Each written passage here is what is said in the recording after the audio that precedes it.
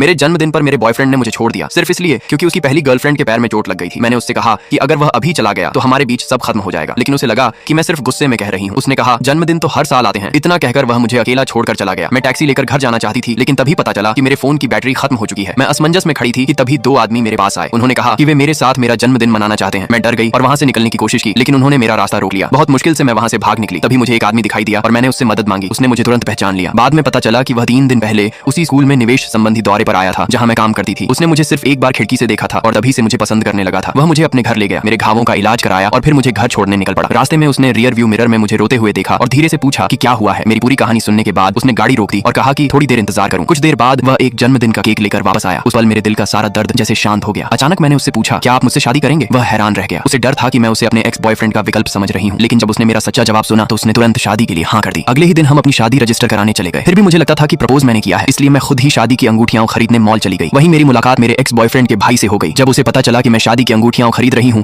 तो वह अपने भाई को बधाई देने उसके ऑफिस पहुंच गया। उसने बताया कि मैं अंगूठियां खरीद रही हूँ। मेरा एक्स बॉयफ्रेंड यह सुनकर खुश हो गया और उसे लगा कि मैं उसी से शादी करने वाली हूँ, लेकिन उसे नहीं पता था कि अब मेरे दिल में उसके लिए कोई भावना नहीं बची थी। उसी दोपहर मैं अंगूठियों का साइज बदलवाने अस्पताल गई और वहां मेरी मुलाकात उसके पुराने प्यार से हो गई। उसने मुझे देखते ही ताने मारने शुरू कर दिए, लेकिन मैंने उसकी बातों पर ज्यादा ध्यान नहीं दिया। तभी मेरा एक्स वहां आ गया। उसने मुझे ऐसे घूरा जैसे सारी गलती मेरी ही हो। फिर उसने मुझ पर आरोप लगाया और कहा कि मुझे उससे माफी मांगनी चाहिए। मैं बहस नहीं करना चाहती थी, इसलिए मैंने बस अस्पताल के सुरक्षा कैमरे की ओर इशारा किया और वहां से जाने लगी। लेकिन उसने मुझे रोक लिया और कहा अगर तुम ऐसा ही करती रही तो मैं तुम्हारी शादी के प्रस्ताव को कभी स्वीकार नहीं करूंगा। मैंने शांत स्वर में जवाब दिया जिस आदमी को मैंने प्रपोज किया था वह तुम नहीं थे। ये सुनकर वह गुस्से से भर गया और उसी समय मेरे पति ने यह पूरा दृश्य अपनी आंखों से देख लिया।